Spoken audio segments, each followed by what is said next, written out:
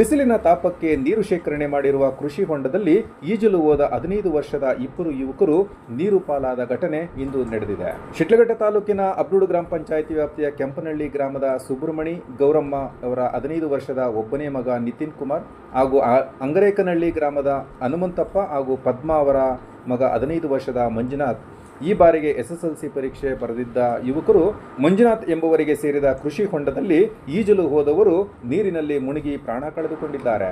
ವಿಚಾರ ತಿಳಿದ ತಕ್ಷಣ ಸ್ಥಳೀಯರು ಪೋಷಕರು ಸ್ಥಳಕ್ಕಾಗಮಿಸಿದರೂ ಪ್ರಯೋಜನವಾಗಿಲ್ಲ.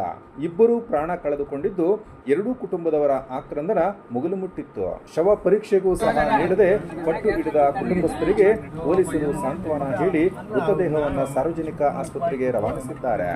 ಸ್ಥಳಕ್ಕಾಗಮಿಸಿದ್ದ ವೃತ್ತ ನಿರೀಕ್ಷಕ ಶ್ರೀನಿವಾಸ್ ಸಂದರ್ಭದಲ್ಲಿ ಗ್ರಾಮಾಂತರ PSI ಸತೀಶ್ ಹಾಗೂ ಸಿಬ್ಬಂದಿ ಸಹ ಮೂವರು ಬಂದಿದ್ದ ಹುಡುಗ ಅವ್ರ ಜೊತೆ ಅದು ನಮ್ಗೆ ಬಂದಲ್ಲಿ ಗೊತ್ತಾಯ್ತು ಮನೆ ಹತ್ರ.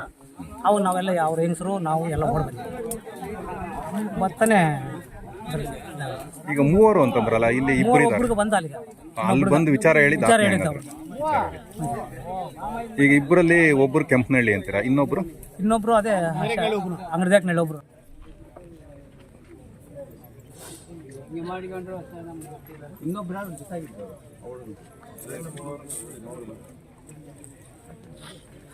ಮನೆ ಎಷ್ಟೊತ್ತು ಬಿಟ್ಟು ಬೆಳಿಗ್ಗೆ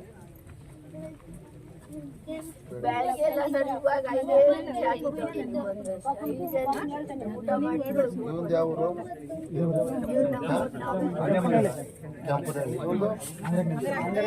ಫ್ರೆಂಡ್ ಇಬ್ಬರೊಂದು ಕ್ಲಾಸ್ ಊಟಕ್ಕೆ ಅವನು ಬಂದಿದ್ದೆ. ಪೂಜೆ ಇತ್ತಲ್ಲ